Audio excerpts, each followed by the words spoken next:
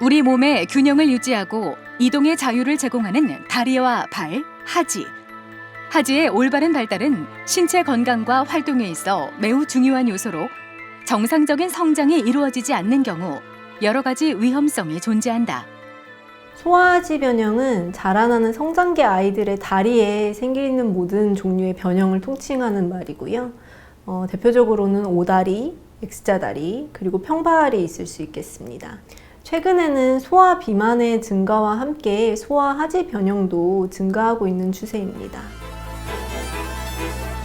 소아하지 변형은 단순한 미용 문제를 넘어 신체 전반에 걸쳐 심각한 영향을 미치고 자존감 저하와 같은 심리적인 문제로까지 이어질 수 있다. 조기 발견은 물론 적절한 치료가 중요한데 건강한 신체의 중심 하지. 오늘 TV 주치의에서는 소아하지 변형에 대해 자세히 알아본다. 네, 오늘 도움 말씀 위해 대전 을지대학교 병원 정형외과 민재정 교수 나오셨습니다. 교수님 안녕하세요. 안녕하세요. 네. 자, 오늘의 주제가 소아하지 변형입니다. 근데 아이의 성장은요, 진짜 부모님들에게 있어서는 가장 큰 관심사가 아닐까 싶은데요. 우리 신생아들도 보면 아기들 누워있을 때 이 부모님들이 쭉쭉이라고 해서 다리를 이렇게 쭉쭉 잡아당기는 운동 같은 마사지 같은 걸 굉장히 많이 하시거든요. 근데 이거 보면서 이게 진짜 도움이 될까 싶더라고요. 이게 도움이 되는 마사지일까요, 교수님? 도움이 안 될 뿐더러 절대 하지 마시라고 제가 항상 강조드리는 마사지입니다. 절대 하면 안 된다고요? 쭉쭉이 운동이요? 네. 왜 하면 안 될까요? 다리를 곧게 만드는데 도움도 별로 되지 않고 오히려 고관절 탈구를 유발할 수 있습니다. 고관절 탈구. 아무래도 좀 뭐 좋다 이런 이야기를 들으면 좀 과해지기 마련이잖아요. 그렇기 때문에 성장기에는 정말 올바른 정보가 가장 중요할 것 같은데요. 오늘 교수님과 함께 소아에게 있어서 발생할 수 있는 하지 변형에 대해 하나씩 살펴보도록 하겠습니다. 자, 먼저 소아 하지 변형에 생길 수 있는 질환들 어떤 게 있을까요? 소아하지에 생길 수 있는 여러 가지 모양의 변화, 오다리, X다리, 그리고 다리 길이 차이부터 평발까지 오늘 자세하게 말씀드리도록 하겠습니다. 네, 이 성장기이기 때문에 정말 중요하고 또 그만큼 관심이 많은 질환일 텐데요. 지금부터 하나씩 자세히 좀 살펴보도록 하겠습니다. 자, 먼저 정상 다리 모양과 변형이 온 다리의 기준이 있을 것 같아요. 이 기준을 좀 먼저 설명을 해주실까요, 교수님? 저희 하지에는 기계적 축과 해부학적 축이라는 게 있는데 정상 정렬은 이 기계적 축을 고관절의 중점과 네. 발목 관절의 중점을 연결한 선을 그었을 때 그 선이 무릎의 중앙을 지나는 게 정상 정렬이라고 할 수 있습니다. 네. 이 선이 무릎 중앙보다 안쪽을 지나게 되면은 우리가 흔히 말하는 오다리, 내반 변형이 되고요. 네. 이 선이 무릎 중앙보다 바깥쪽에 위치하면은 X자 다리 또는 외반 변형이라고 얘기를 하게 됩니다. 네, 그러니까 고관절부터 발목 관절까지 일직선상에 놓여야 정상인 거고 안으로 기울었을 때는 우리가 흔히 하는 O자 다리, 바깥으로 휘었을 때는 X자 다리가 나타나는 거군요. 네, 맞습니다. 네, 이렇게 하지 변형의 종류를 좀 살짝 살펴봤는데요. 이 신생아들 보면 사실 대부분 좀 휘어있지 않나 싶습니다. 그런데 자라면서는 또 정상 다리로 돌아오는 것 같고요. 이게 성장을 하면서 다리의 변형이 계속 생기는 건가요, 교수님? 사람의 하지는 네. 정상적으로는 3에서 4세의 최대 외반각, 그러니까 가장 X자 다리로 보이다가 이 수치 자체가 이제 점차 감소하면서 네. 7, 8살쯤에는 이제 우리 성인의 정상 정렬 정상치에 도달을 하게 됩니다. 그래프는 태어났을 때는 이제 약간 O자 다리로 보이거든요, 정상적으로. 아, 태어날 때는 모두가 다 O자 다리로 태어나는군요. 약간 내반 변형이 있습니다. 네. 그러다가 이제 점차 나이가 들면서 3, 4세쯤 그래프를 쭉 보시면은 이 수치가 점차 감소하죠.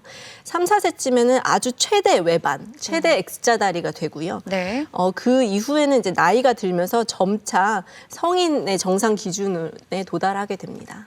그러니까 처음에는 O자 다리였다가 X자 다리였다가 그다음에 정상 모형으로 다시 돌아오는군요. 네. 그렇기 때문에 성장기에 조금 더 자세히 살펴봐야 하지 않을까 싶습니다. 자, 근데 아는 만큼 또 보인다고 하잖아요. 외반슬이 뭔지, 내반슬이 뭔지를 알아야 좀 잘 살펴볼 수 있을 것 같습니다. 자, 그럼 먼저 외반슬, 외반 변형에 대해서 좀 자세히 짚어볼게요, 교수님. 외반슬, 우리가 흔히 얘기하는 X자 다리는 네. 특발성 외반슬과 병적 외반슬이 있습니다. 특발성 외반슬이요? 어떤 네. 의미일까요? 특별한 이유 없이 그냥 외반슬이 나타나는 거고요. 네. 이 경우에는 그냥 지켜봐도 무방합니다. 증상이 없는 한. 네. 하지만 외반슬이 아주 심한 경우에는 무릎 바깥쪽 구에게 계속 응력이 집중되게 되고요. 이 때문에 조기에 퇴행성 변화가 유발될 수 있고 미용상 문제나 슬개골 아탈구 또는 슬개골 불안정성까지도 유발을 할 수가 있습니다. 네. 병적 외반슬의 경우에는 외상이나 감염의 과거력이 있어서 성장판 손상이 있는 경우에 생길 수 있고 또는 종양이나 그 이외의 기타 다른 원인으로 생길 수 있는 어떤 치료가 필요한 외반슬인데요. 만약에 이제 이런 외상이나 감염 과거력이 있다, 그리고 아이가 외반슬을 보인다 하면은 좀 조기에 병원을 내원하셔서 혹시 다른 원인이 있는 건 아닌지, 성장판 손상이 있지는 않은지를 확인해 보시는 것이 좋습니다. 네. 자, 이렇게 외반슬에 대해서 좀 살펴봤는데요. X자 다리는 아무래도 이제 바깥으로 좀 휘는 거다 보니까 신발을 신을 때도 신발 밑창의 이 안쪽이 먼저 닳더라고요. 이런 경우에 좀 어떻게 치료를 해보면 좋을까요, 교수님? 일단 외반슬의 경우에 비수술적인 방법은 별로 효과가 없는 걸로 알려져 있어요. 네. 아주 어린 나이에 너무 심한 외반슬이 생긴 경우에는 보조기를 사용해 볼 수도 있습니다. 하지만 대부분은 수술적 치료를 필요로 하게 되고요. 성장이 충분히 남아있는 경우에는 성장판을 잠시 클립으로 찝어주는 성장판 반유합술을 고려할 수 있습니다. 하지만 성장이 완전히 종료된 이후에는 조금 더 큰 수술인 절골술을 요합니다. 살펴보니까 성장판이 열렸는지 또 닫혔는지에 따라서 수술법도 좀 달라질 것 같은데요. 사실 용어들이 굉장히 어려워요. 성장판, 반유합술, 절골술. 이런 것들은 환자 사례를 좀 살펴보면서 자세히 설명을 해주시면 이해가 훨씬 좀 쉬울 것 같습니다, 교수님. 네. 지금 설명드릴 환자는 13세 남자 환자였고요. 네. 외반슬로 내원을 했습니다. X자 다리죠? 네. 네. 이 친구의 엑스레이를 찍어봤을 때 아직 성장판이 남아있고 성장이 아직 충분히 완료되지 않아서 네. 조금 더 간단한 수술인 성장판 반유합술을 시행했습니다. 성장판 반유합술이 뭔지 간략하게 좀 설명해 주실 수 있을까요? 성장판이 이렇게 있다고 하면은 바깥쪽과 안쪽이 있겠죠. 네, 무릎에서. 네, 무릎에서. 그 중에 한쪽 부분만을 클립으로 네. 이제 잡아주게 되면은 네. 이 클립으로 잡아준 부분은 자라지 못하고 안 잡아준 부분은 계속 성장을 하면서 자라게 됩니다. 네. 그래서 키가 큼과 동시에 점점 변형이 교정되는 효과를 얻을 수 있는 수술입니다. 네. 그럼 이거는 수술 시행하는 기간이 어느 정도 걸릴까요? 일단 외반슬 같은 변형의 경우에는 이제 성장이 종료될 때까지 변형이 교정된다고 저희가 가정을 할 수 있는데요. 네. 때문에 너무 조기에 시행하면은 외반슬인 경우에 오히려 O자 다리로 과하게 교정이 될 수 있고 그럴 수 있겠네요. 너무 늦게 시행을 하는 경우에는 오히려 교정이 다 안 됐는데 성장이 끝나버리는 경우가 다쳐버릴 있습니다. 수 있죠. 네. 그렇기 때문에 환자의 골 연령과 환자 성장판 상태를 고려해서 적절한 수술 시기를 잡는 것이 중요합니다. 그래서 앞서 말씀드린 환자 사례를 먼저 설명을 드리면 네. 수술 전에 첫 번째 사진이죠. 이렇게 고관절 중심과 발목 관절 중심의 선을 그어 보았을 때 네. 무릎의 바깥쪽에 선이 지나는 외반슬인 것을 그러네요. 보실 수 있습니다. 네. 그래서 이 환자에서는 무릎 안쪽의 성장판을 자라지 못하게 하는 내측 반유합술을 시행을 했고요. 이 경우에는 바깥쪽은 자라는데 안쪽은 못 자라게 되겠죠. 그래서 환자의 키가 크면서 1년 뒤에 이게 완전히 교정된 것을 보실 수가 있습니다. 그러네요. 그리고 14세에는 아직 성장판이 열려 있었기 때문에 저희가 이 클립을 바로 제거는 하지 않았고 조금 더 지켜봤고요. 16세쯤에는 완전히 성장판이 닫힌 상태에서 저희가 클립 하나를 먼저 빼두고 지켜봤습니다. 선생님, 그러면 클립을 달고 있는 동안은 불편함은 뭐 없을까요? 대부분의 아이들에게서 불편감을 유발하지는 않는데 너무 마른 아이들에게서는 가끔 가끔 만져지거나 뭐 대었을 때 부딪히거나 했을 때 아프다고 하는 아이들이 가끔 있습니다. 그렇지만 생활에 지장이 있는 정도는 아니다라고 생각을 해두면 될 것 같습니다. 자, 이렇게 외반 변형이 일어난 X자의 경우 살펴봤고요. 이 다음으로는 내반 변형이죠. O자다리에 대해서도 좀 살펴보겠습니다. 교수님 설명 부탁드릴게요. 네. 내반슬 O자다리는 아까 앞서 말씀드렸다시피 3, 4세 이전에는 정상적으로 O자다리가 있을 수 있고 네. 치료 없이 되게 좋아집니다. 하지만 3살 이후까지 아주 심한 O자다리가 보인다고 하면은 다른 원인이 있는 가능성을 생각을 해봐야 하는데요. 많은 경우에는 특발성, 아무런 병적 요인이 없는 O자다리지만 유아기 경골 내반증 아니면 구루병, 구루병이요? 네, 또는 각종 골 이형성증 같이 꼭 치료가 필요한 질환에서 내반슬이 동반되는 경우가 종종 있습니다. 그러니까 비타민 D가 부족해도 이런 질환이 발생할 수 있는 거군요. 네, 맞습니다. 네. 자, 그리고 또 이게 위험한 이유 중에 하나가 나중에 이제 관절염을 또 유발할 수 있잖아요. 외반슬로 생기는 외측 부위 관절염의 경우에는 특별히 증상을 많이 일으키는 경우는 많지 않아요. 하지만 내반슬로 생기는 내측 관절염의 경우에는 우리나라 사람들에게서 조기 관절염과 그로 인해 생기는 증상이 훨씬 심합니다. 그것 때문에 뭐 나중에 인공관절 치환술 같은 거를 할 수가 있어서 내반슬의 경우에는 조금 더 적극적인 치료가 필요합니다. 네. 그리고 들어보니까 외반슬보다는 내반슬에 있어서 증상이 더 심하다고 들었는데 어떤 증상이 더 심할까요? 무릎 안쪽에 압력이 증가하게 되면서 일단은 무릎 통증이 심해지고요. 통증. 네. 네. 그리고 같은 정도의 퇴행성 관절염이 있다 하더라도 내반슬에서 그 정도가 조금 더 심하기 때문에 환자분들이 더 불편감을 많이 호소하게 됩니다. 이런 경우는 꼭 병원에 내원을 하셔야 합니다 하는 증상이 있다면 어떤 게 있을까요? 앞서 말씀드린 대로 3세 이후에도 아주 심한 O자다리가 지속되거나 O자다리가 시간이 지나면서 점점 심해지거나 O자다리가 한쪽만 있거나 또는 양쪽 다 있지만 한쪽이 더 심하게 보인다. 네. 그리고 무릎 아래 종아리뼈에서 무릎 자체가 아닌 무릎 아래 종아리뼈에서 안쪽으로 휘는 내반 변형이 있을 때는 꼭 병원에 오셔서 영상을 한번 찍어보시는 것이 좋습니다. 네. 그러니까 O자다리가 심해진다고 하셨잖아요. 그럼 병원에 내원하면 이 O자다리를 감별할 수 있는 센티미터라고 하나의 거리가 있을까요? 네, 무릎과 무릎 사이의 거리를 측정하기도 하고요. 네. 반드시 이제 하지 정렬 엑스레이를 찍어서 네. 엑스레이 상에서 비교를 해보는 것이 중요합니다. 그럼 보통 몇 센티미터 이상일 때 O자다리가 심하다라고 이해를 하면 될까요? 보통은 3, 4cm 3, 이상이면 4cm 정도. 아주 심하다고 생각을 합니다. 자, 그러면 이제 치료법이 좀 많이 궁금해질 것 같습니다. 이 치료법에는 어떤 것들이 있을지 치료법도 살펴볼게요. 일단 내반슬 치료는 맨 처음 오셨을 때는 추시 관찰을 기본으로 합니다. 네. 6개월에서 1년에 한 번씩은 꼭 진행 여부를 관찰하기 위해서 병원에 와서 엑스레이를 체크를 하게 되고요. 다른 소아과적 질환에 동반된 O자다리인지에 대한 평가가 사실은 우선이 되어야 됩니다. 앞서 말씀드린 네. 구루병, 비타민 D나 칼슘 수치를 꼭 봐야 하고요. 네. 유전 질환이 아닌지 아니면 뼈 연령에 대한 평가도 반드시 필요합니다. 그래서 너무 조기에 내원한 경우에는 이제 보조기 치료를 들어가게 되겠죠. 보조기 치료는 언제 이루어질까요, 교수님? 보통은 3살에서 4살 정도 아주 조기에 내반슬이 심한 아이들의 경우에는 보조기를 해주는 게 좋고요. 네. 그 이후에 이제 내반슬로 온 경우에는 아무래도 보조기로는 좀 부족할 수 있기 때문에 수술적 치료를 하는 편입니다. 네. 자, 그리고 아무래도 이제 O자다리는 좀 발견하기가 조금 더 수월할 것 같습니다. 이런 경우 이제 병원을 내원했을 때 어떤 치료들을 받아볼 수 있을지 선생님이 치료하셨던 환자 케이스를 또 살펴보면서 이야기를 나눠보겠습니다. 이 환자는 어떤 케이스였을까요?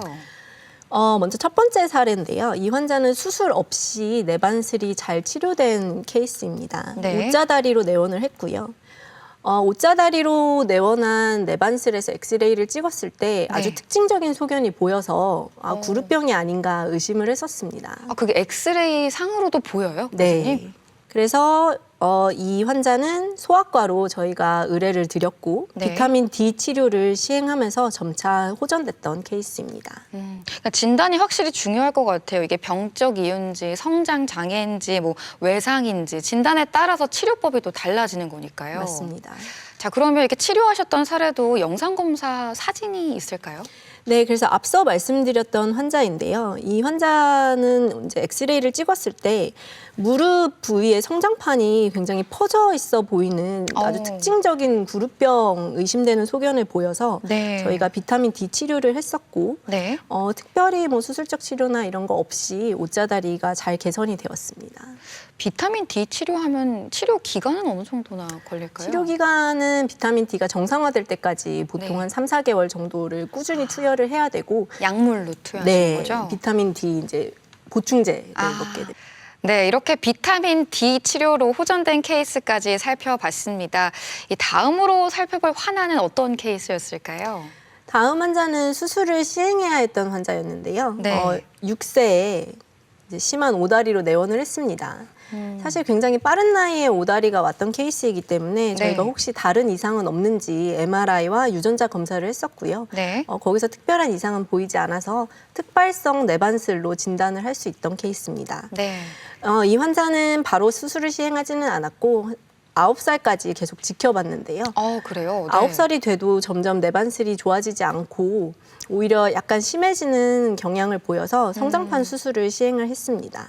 네. 성장판 수술이라고 하면 어떤 수술을 말씀하시는 걸까요? 아까 외반슬에서 말씀드렸던 것과 같이 성장판 반유압술을 시행을 했었습니다. 네. 외측이나 내측의 클립을 이것도 고정하나요? 네, 맞습니다. 아, 그래서 사진을 보시면 이 환자가 9살 때 찍었던 엑스레이인데요. 보시면 고관절 중앙과 발목 중앙에 선을 그었을 때 선이 완전히 무릎 중앙에서부터 떨어져 있는 심한 내반슬을 그러네요. 보이는 걸 확인하실 수 있습니다. 네. 지금 사진에도 그 클립인 거죠? 네, 그래서 이 환자는 종아리뼈 바깥쪽에 클립을 끼웠었고요. 마찬가지로 성장을 하면서 종아리 바깥쪽은 자라지 못하지만 안쪽은 자라면서 키가 큼과 동시에 점차 내반슬이 교정되는 모습을 보실 수 있습니다. 네. 그리고 마지막 사진은 17세에 마지막으로 찍은 사진인데요. 오. 이때 성장판은 이제 다 닫혀서 성장은 종료되었고 네. 그래서 클립을 완전히 제거하였습니다. 네. 자, 이렇게 성장판 수술로도 호전된 환아 케이스까지 자세히 살펴봤습니다. 대전 MBC 건강플러스 오늘은 소아 하지 변형에 대해 살펴보고 있는데요. 이번에는 병원에 직접 찾아가 환자들을 만나보고 진단 방법과 치료법에 대해 살펴보겠습니다. 화면으로 만나보시죠. 소아 평발은 발바닥 아치 발달이 미흡하거나 비정상적으로 형성돼 발이 평평하게 보이는 상태를 말한다. 대부분 성장 과정에서 자연스럽게 개선되지만 일부의 경우 추가적인 치료가 필요할 수 있다. 소아 평발은 단순히 외형 문제를 넘어 아이의 활동성과 자세에 영향을 미칠 수 있고 장기간 방치할 경우 신체 균형과 움직임에도 문제가 생길 수 있다. 오늘 어떻게 오셨어요? 네, 그 집에서 저희 아이가 걸어 다닐 때 좀 봤는데 걸어 다닐 때 그 걷는 모양도 이상하고 발 모양이 좀 이상한 것 같아서 진료 보러 왔습니다. 구체적으로 어떤 것 때문에 발 모양이 이상하다고 느끼셨어요? 네, 그 아이 발을 봤을 때 그 뒤꿈치 부분이 좀 많이 부어 있는 것 같기도 하고요. 발 아치가 무너져 보이기도 했었어요. 그럼 동반되는 증상이 있나요? 네, 그 조금만 걸어도 많이 힘들어하고 학교에서 체육 활동하고 온 날에는 발이 많이 아프다고 해서 밤새 좀 주물러 주기도 했었습니다. 평발은 발의 아치가 무너져 장시간 걷거나 서 있을 때 발바닥에 통증이 생길 수 있다. 평발로 인해 체중 분산이 제대로 이루어지지 않을 경우 발목과 무릎에 과도한 부담이 가해져 통증이 발생할 수 있다. 이 아이는 10살 정도의 남자아이였고요. 체육 시간에 많이 힘들어하고 일상생활에서도 조금 걸으면 발이 불편해서 힘들어하는 증상으로 내원한 아이입니다. 저희가 엑스레이를 촬영을 해봤을 때 심한 평발 소견을 보였고요. 환자의 나이를 고려했을 때 깔창을 먼저 사용해 볼 수는 있겠지만 이 깔창은 증상 조절에만 도움이 되지 변형 자체를 교정하지는 못합니다. 만약에 깔창을 사용해도 불편감이 지속된다 또는 아이가 깔창 사용에 강한 거부감을 보인다거나 할 때는 수술적 치료를 고려해 보는 것도 좋을 것 같습니다. 평발은 엑스레이 검사를 통해 양쪽 다리의 길이와 골반 높이 차이, 휘어진 척추 등이 있는지 확인한다. 평발로 인해 2차적으로 다리의 길이나 척추에 문제가 생길 수 있기 때문에 발만이 아닌 척추까지 검사가 필요할 수 있다. 평발이 심하지 않을 경우 우선적으로 시행하는 족부 보조기만으로도 상태를 개선할 수 있다. 오늘 어떻게 오셨어요? 제가 집에서 아기 다리 쭉쭉이를 해주고 있었는데 아기 다리가 조금 휜 것 같더라고요. 그래서 걱정돼서 한번 와봤어요. 구체적으로 설명해 주시겠어요? 일단은 다리가 이렇게 무릎을 붙였을 때 붙질 않고요. 걸어가면 더 휘어 보이는 것 같아요. 아이 식사는 혹시 어떻게 차려주시는 편이세요? 고루고루 잘 차려주는 편이고요. 아이도 편식 없이 잘 먹는 편이에요. 하루가 다르게 성장하는 아이들은 성인과 다리뼈의 구조가 달라 변형을 교정하기 위해선 보다 섬세한 접근이 필요하다. 특히 소아 하지 변형을 일으키는 X다리와 O다리는 가장 흔하게 나타나는 질환으로 만 3세 이후에는 정확한 진단이 필요하다. 오다리로 내원한 3살 여자아이였고요. 저희가 엑스레이를 찍어봤을 때 구루병이 의심되는 소견이 있어서 혈액검사를 진행을 할 예정입니다. 혈액검사에서 비타민 D 결핍이 확인이 되면은 이에 맞춰서 비타민 D 치료를 시작할 예정이고요. 치료만 잘 된다고 하면은 오다리도 무리 없이 완전 교정이 될 것으로 기대하고 있습니다. 하지 정렬은 엑스레이 검사와 함께 3D 인체 동작 분석 검사를 시행한다. 초정밀 촬영을 통해 보행을 포함한 인체 동작의 형태나 개별 근육의 에너지 생성 정도를 3차원상에서 실시간으로 측정할 수 있다. 이런 면밀한 분석은 수술이나 물리치료 시행 전에 이상 원인을 정확하게 이해하는 데 도움을 주고 수술 후 부작용도 최소화할 수 있다. 먼저 소아하지 변형은 그 원인을 밝혀내는 게 중요한데요. 원인 치료가 조기에 들어감에 따라서 약물 치료나 보조기만으로도 호전이 되는 질환이 있고 조기에 발견할수록 간단한 수술로 해결이 될 수 있는 질환들이 많습니다. 하지만 치료가 늦어지면은 그에 따라 수술이 더 커질 수도 있고 때로는 변형이 너무 심해서 수술을 하더라도 교정이 채 다 안 되는 경우도 있기 때문에 만약에 의심이 되신다라고 하시면 조기에 내원하셔서 진료를 받으시는 것을 추천드립니다. 평발이나 안짱다리가 있는 경우 내 아이는 성장하면서 나아질 것이라 여기는 부모들이 많다. 하지만 이런 막연한 기대감으로 적기에 치료 시기를 놓칠 수 있다.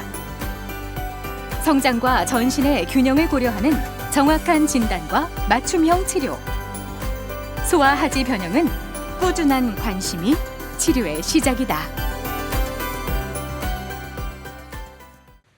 네, 병원에 찾아가서 환자들을 만나보고 소아 하지 변형에 대해 살펴봤습니다. 교수님, 이런 이야기가 있잖아요. 소아는 성인의 축소판이 아니라 또 다른 세계다. 그만큼 또 어려운 주제가 아닐까 싶은데요. 들어보니까 전국에 소아 정형외과 전문의가 굉장히 적다고 들었습니다. 한 몇 분 정도 계시나요?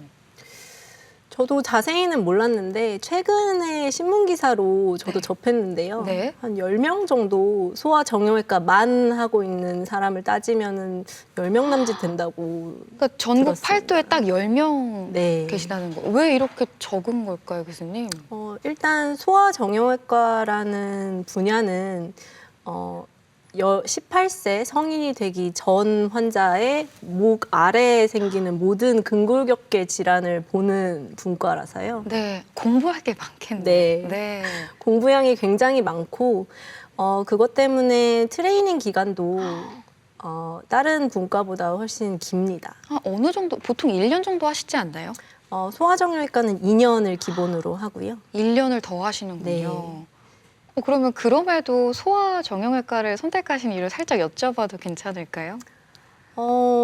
저 같은 경우에는 일단 소아는 어렸을 때 잘 치료를 하면은 이 아이가 정말 아무 문제 없이 자라날 수 있는데. 자라날 수 있는데 중간에 치료가 잘못 들어가게 되면은 그로 인해서 계속 수술을 받아야 되고 일상생활을 영위하기 힘든 면이 없지 않아서 네. 그런 아이들을 치료하는 것에 굉장히 보람을 느꼈고요. 네. 또 아이들이 자라나는 모습을 같이 함께 할 수 있다는 점이 저는 가장 컸던 것 같습니다. 네. 이 전국에 진짜 몇 안 되는 전문의 중에서 그중에 한 분이 또 우리 대전 지역에 계시다는 거잖아요. 정말 든든합니다. 이 든든한 마음을 가지고 계속해서 이야기 좀 이어나가 보도록 하겠습니다. 자, 저희가 앞서서 이제 하지 변형에 대해서 이야기를 좀 나눠봤는데요. 이게 아주 어릴 적에는 좀 발견하기가 굉장히 어렵잖아요. 그럼에도 좀 파악할 수 있는 여부가 있다면 몇 살 때부터 좀 눈여겨보는 게 좋을까요? 아주 심한 경우가 아니라면은 보통은 걸음마를 시작할 때 발견되는 경우가 많습니다. 아이가 걷기 시작하면서 아무래도 다리에 이제 시선이 많이 가시게 네. 되나 봐요. 그래서 걸음마를 시작할 때 하지 변형이 있다 하면은 휜 정도가 점점 심해지는지 또는 좋아지는지에 대한 주의 깊은 관찰이 필요할 것 같습니다. 네, 말씀하신 대로 진짜 성장기에는 작은 것 하나 놓치지 않고 세심하게 관찰하는 게 무엇보다 좀 중요할 것 같습니다. 자, 저희가 앞서서 이제 하지 정렬에 대해서 좀 살펴봤는데요. 이번에 살펴볼 질환은 하지 부동입니다.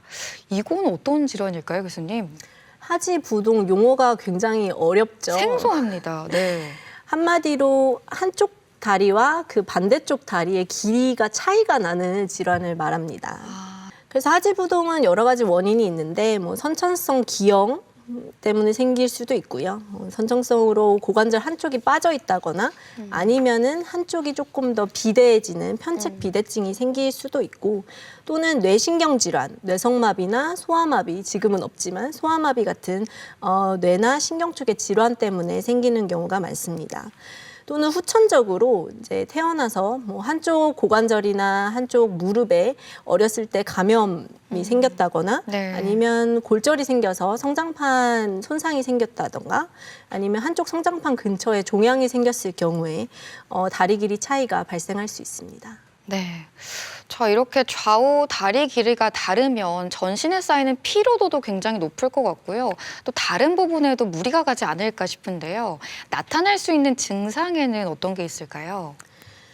하지부동의 대표적인 증상은 허리 통증인데요. 아무래도 골반의 높이 차이가 나타나다 보니까 한쪽 허리가 더 아프다거나 이제 허리 자체가 휘어서 허리 통증을 호소하시기도 합니다. 네. 또는 관절염이 잘 생길 수 있는데요.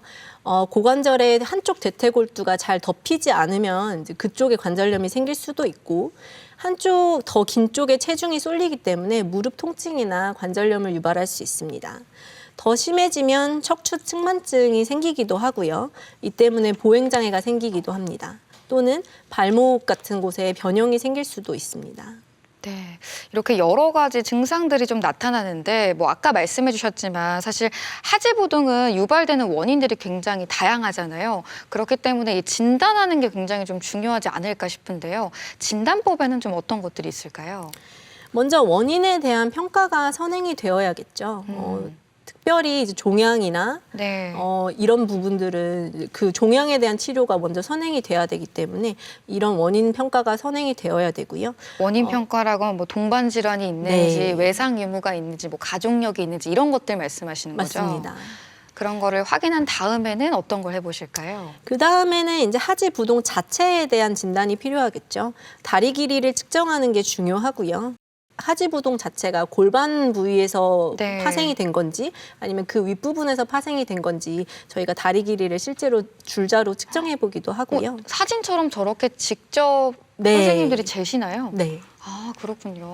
그래서 보시면 첫 번째 사진은 골반에서 측정한 다리 길이고 네. 두 번째 사진은 배꼽에서 측정한 다리 길이입니다. 그러네요. 네. 만약에 한쪽 다리가 이제 골반에서 측정했을 때는 똑같은데 네. 배꼽에서 측정했을 때 다리 길이가 다르다라고 하면은 이제 우리가 어느 쪽의 원인으로 인해서 하지부동이 생겼을까를 조금 추측해 볼 수 있습니다. 네. 그리고 서서 찍는 하지 정렬 엑스레이는 이제 반드시 필수적으로 찍어야 되고요. 네. 그다음에 뭐 CT를 추가적으로 촬영하기도 합니다. 맨 오른쪽 아래 사진은 엑스레이 사진이고요. 네. CT를 촬영을 하기도 해서 이제 CT 상에서 줄자를 놓고 하지 전신을 이렇게 한번 이렇게 훑어주는 스캔을 하게 되면은 그걸로도 이제 다리 길이 차이 유무를 알 수가 있습니다. 네. 자, 그럼 이렇게 여러 가지 방법으로 좀 진단을 하신 다음에는 어떤 치료를 해보실까요? 일단 하지부동이라는 질환 자체는 2.5cm까지는 대개 증상이 없습니다. 환자 스스로가 불편감을 느끼지 못하는 경우가 대부분이고요. 네. 아주 예민한 분들은 가끔 약간 다르다 해서 네. 찾아오는 분도 있군요. 네. 근데 보통은 이제 어머님, 아버님께서 뒤에서 봤는데 조금 골반 높이가 차이가 나는 것 같다. 이렇게 오시는 경우가 많아요. 네. 하지만 이제 2.5cm까지는 저희가 보통 증상이 없기 때문에 그 이하의 하지부동인 경우에는 그냥 관찰을 주기적으로 하게 되고요. 관찰을 하면서 혹시 이 다리 길이 차이가 더 늘어나지는 않는지 아니면 조금 더 줄어들지는 않는지를 계속 보게 됩니다. 2.5cm 이상의 증상이 있는 하지부동의 경우에는 짧은 쪽에 저희가 깔창을 사용해 볼 수 있고요. 사실 깔창은 어떤 보조적인 역할만 하기 때문에 결국 하지부동 자체를 치료하고 싶다 하면은 수술적 치료를 들어가야 됩니다. 네. 그래서 역시 앞선 두 질환과 마찬가지로 성장판이 열려 있을 때는 성장판 고정술을 하고요. 네. 성장이 완료된 후에는 사지 연장술을 시행합니다. 네. 자, 이렇게 수술적 치료법까지 좀 살펴봤는데요. 이 수술적 치료법도 역시나 좀 생소합니다. 성장판 고정술, 사지 연장술. 이것들도 교수님이 직접 치료를 하셨던 환아를 살펴보면서 이야기를 좀 들어볼게요. 네. 첫 번째 환자는 어떤 케이스였을까요? 이 환자는 12세에 내원했고요. 12세 때 대퇴골 골절로 치료받았던 21살 남자 환자입니다. 허벅지 쪽에 이제 골절이 있었군요. 네, 어릴 때 골절이 있었고, 네. 그것 때문에 골절 부위에 이제 다리 길이 성장이 좀 멈춘 상태였어요. 네. 그래서 이분은 4cm의 다리 길이 차이를 아주 심한 하지부동이 있어서, 네. 이것 때문에 이제 보행 시에도 쩔뚝거리고 허리 통증까지도 호소하시는 상태였습니다. 네. 이 경우에 성장판이 이미 닫혀 있기 때문에 아까 말씀하셨던 성장판 고정술은 안 되겠네요. 네. 그래서 어쩔 수 없이 사지 연장술을 시행했었습니다. 네. 사진을 보시면 이제 오른쪽 허벅지 뼈에 골절이 있었기 때문에 오른쪽이 짧은 상태였고요. 네. 뼈 안에 내고정물을 넣어서 이 내고정물은 안에 자석이 들어있는 특수 제작된 내고정물입니다. 그래서 이걸 넣어놓고 이제 뼈를 절골을 해둔 다음에 한 일주일 정도의 안정 시기가 지나면은 저희가 이제 밖에서 안에 들은 자석을 돌려주는 장치가 있습니다. 네. 그래서 그 장치를 이용해서 하루에 1mm씩 점점 이제 뼈를 늘려주는 수술을 했고요. 맨 마지막 사진 보시면은 이게 이제 마지막 최종적으로 이제 다리 길이를 측정한 엑스레이인데 골반 높이가 이제 오른쪽 그 대퇴골이 길어지면서 골반 높이가 맞아진 것을 보실 수 있습니다.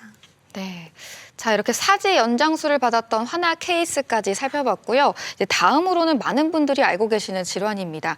평발에 대해서 좀 살펴볼 텐데요. 일단 평발이라 하면 어떤 거고 또 특징에는 어떤 게 있을지 좀 짚어볼게요. 평발은 청소년기에 가장 흔한 족부 변형인데요. 말 그대로 발의 아치가 소실되는 질환입니다. 그래서 우리 발에는 3개의 아치가 있어서 체중을 효과적으로 분산시키는 역할을 하는데 네. 이 아치가 무너지게 되면은 그 역할을 할 수 없어서 아이들이 많이 불편감을 호소하게 됩니다. 2가지 타입이 있는데 유연성 평발은 서 있을 때만 아치가 소실되고 누워서 체중 부하가 없을 경우에는 아치가 있는 타입이고요. 네. 강직성은 서 있을 때, 앉아 있을 때 모두 아치가 소실돼 있는 유형이라고 보실 수 있습니다. 네. 이 말씀해주신 대로 평발은 이제 족부 아치가 무너지는 질환인데요. 사실 이제 남자들의 경우에는 이제 군대 갈 때도 신체 검사 중에 하나로 굉장히 중요한 부분이라고 들었습니다. 그렇기 때문에 이 남아를 키우는 학부모님들은 더욱더 관심을 가지지 않을까 싶은데요. 자, 그럼 평발을 유발하는 원인에는 어떤 것들이 있을까요? 평발 원인은 여러 가지가 있을 수 있는데 유연성 평발의 경우에는 이제 아이가 어릴 때 많이 이제 뭐 다른 주위의 조직들이 유연해서 아치를 잘 잡아주지 못해서 생기는 평발이고요. 이 경우에는 그냥 나이가 들면서 혹시 평발이 남아있지는 않은지 지켜보시면 되겠습니다. 네. 그 이외에 짧은 아킬레스건이나 이제 과체중으로 인해서 발에 계속 체중 부하가 많이 들어가게 되면은 그것 때문에 이제 아치가 소실되기도 하고요. 발목 관절이나 골절 후유증으로 생기기도 합니다. 아주 드물게는 뇌성마비 같은 신경 근육성 질환 때문에 평발이 생기는 경우도 있습니다. 네. 이 평발이 또 피곤한 것 중에 하나가 같은 시간을 걷지만 그만큼 피로도가 더 많이 쌓인다고 들었는데요. 평발에 나타날 수 있는 증상도 굉장히 많잖아요. 증상도 좀 살펴볼까요? 굉장히 다양한데요. 일단은 발 안쪽의 통증부터 종아리까지 올라간 뻗치는 듯한 통증이 있다고 호소하는 아이들도 있고 네. 주로는 활동 시에 발생하는 통증이 가장 대표적입니다. 그래서 많이 호소하는 증상으로는 오래 걷기가 힘들다. 축구를 조금만 하면은 발이 아파서 아이가 잠을 못 잔다.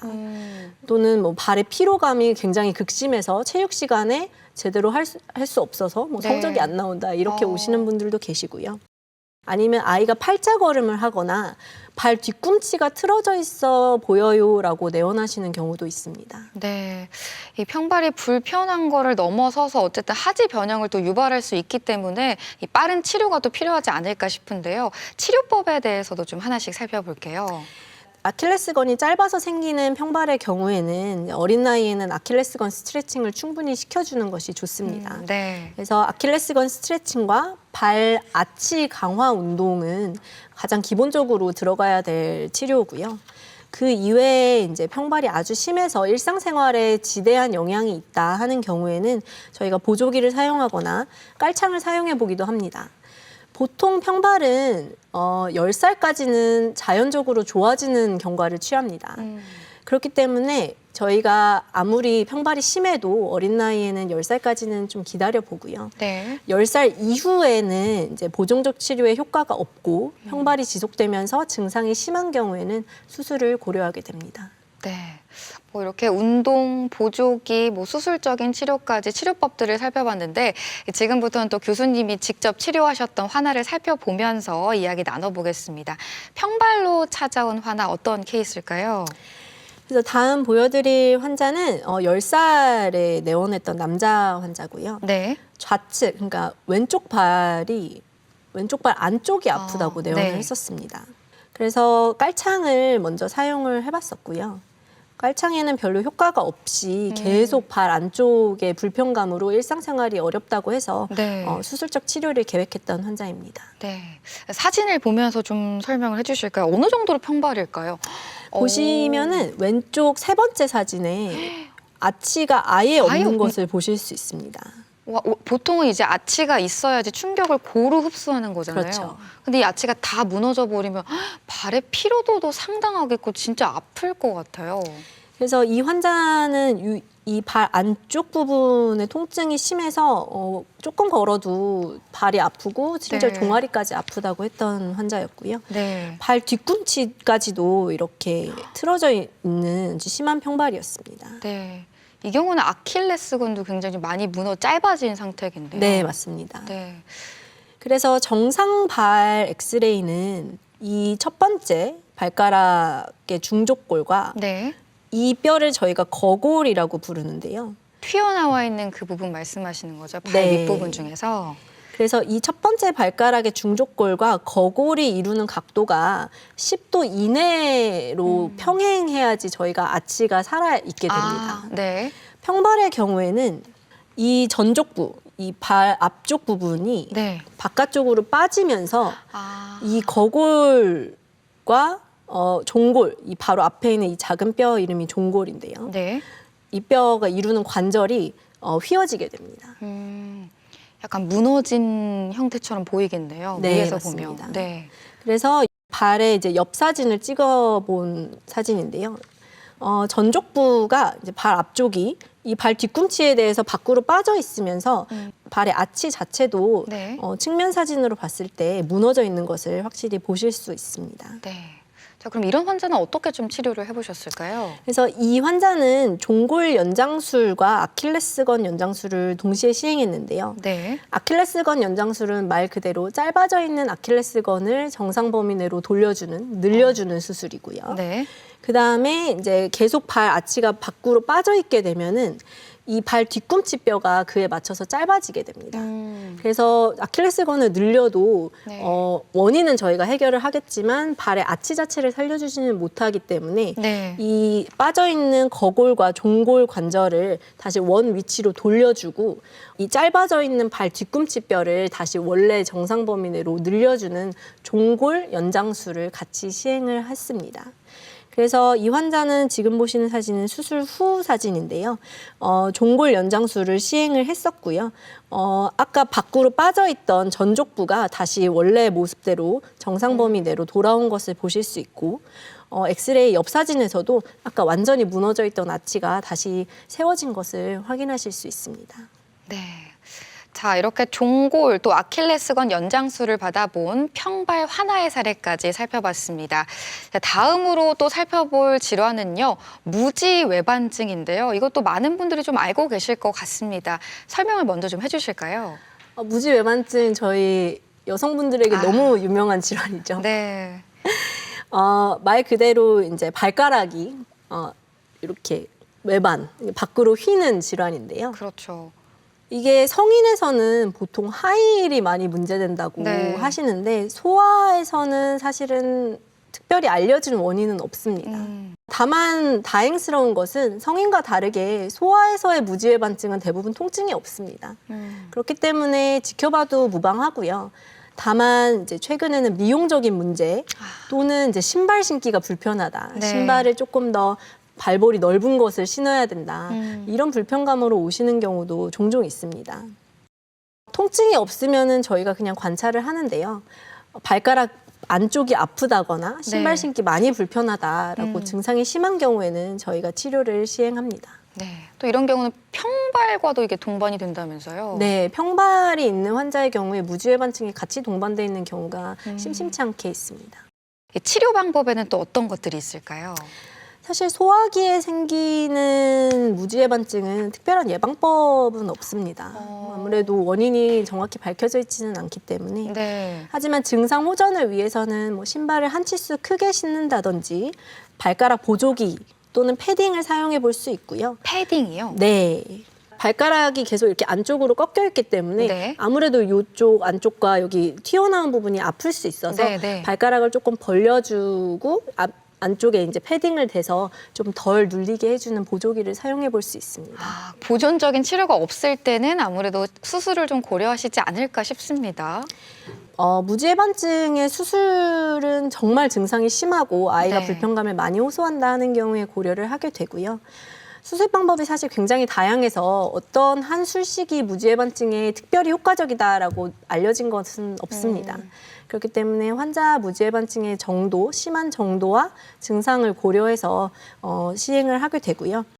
소화기 무지외반증은 성장과 함께 진행을 하기 때문에 이 또한 주기적인 관찰이 필요하겠습니다. 네.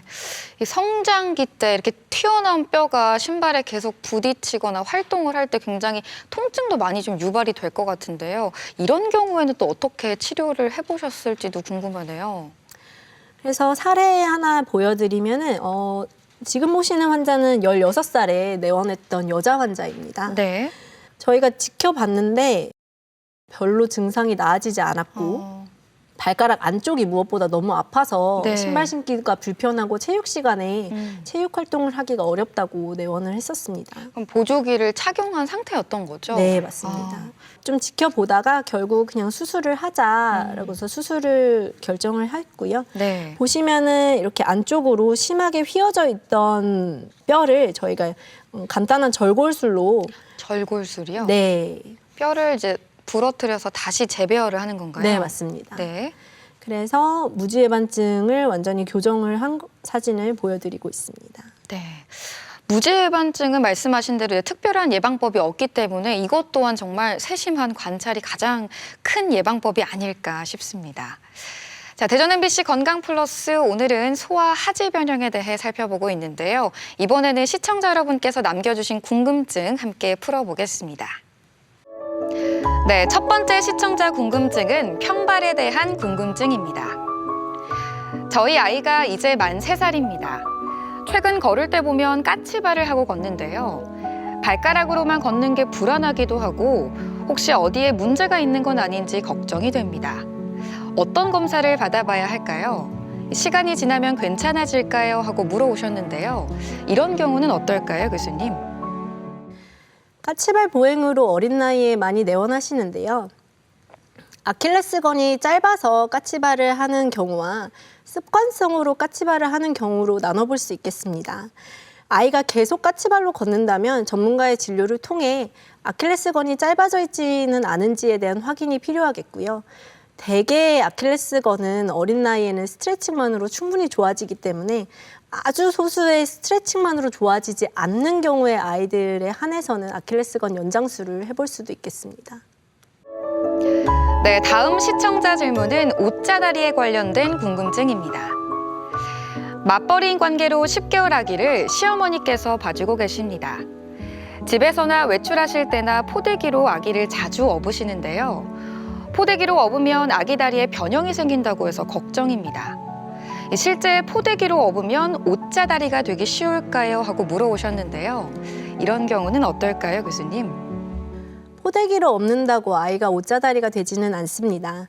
오히려 다리를 벌리고 있는 자세가 아이 고관절에 좋은 자세라서 저는 오히려 추천드리는 편입니다. 하지만 오다리가 있는 경우에 나이가 들어도 나아지지 않는다 하면은 전문가의 진료를 한번 받는 것이 좋겠습니다. 자, 끝으로 소아 하지 변형에 대해서 꼭 기억해야 할 점, 핵심을 한마디로 요약을 해볼 텐데요. 소아 하지 변형은 네모다. 이 네모안을 좀 채워주신다면요. 소아하지 변형은 시소다. 소아 하지 변형은 시소요? 그 놀이터에 있는 시소요? 네. 보호자의 관찰 그리고 관심과 네. 저 같은 소아정형외과 의사의 전문적인 지식 사이에서 아이의 치료 시기 그리고 가장 좋은 치료 방법을 찾아 나가는 과정이라서 시소라고 생각했습니다. 와, 정말 좋은 표현인 것 같습니다. 소아 하지 변형은 시소다. 예, 그만큼 균형과 관찰이 중요하다라는 의미인 것 같은데요. 이게 어릴 때 찾아온 소아 하지 변형을 제때 치료하지 않으면 나중에 커서도 이제 퇴행성 관절염이 훨씬 더 쉽고 빠르게 찾아올 수 있다고 하셨잖아요. 예, 그만큼 최고의 예방법은 이 부모님의 세심한 관찰이라는 거 꼭 기억해 두셨으면 좋겠습니다. 대전 MBC 건강플러스 오늘은 소아 하지 변형에 대해 살펴봤습니다. 지금까지 도움 말씀의 정형외과 민재정 교수였습니다. 오늘 말씀 고맙습니다. 건강플러스 오늘 준비한 내용은 여기까지입니다. 건강한 한 주 보내시고요. 저희는 다음 이 시간에 다시 인사드리겠습니다. 함께해 주신 여러분 고맙습니다.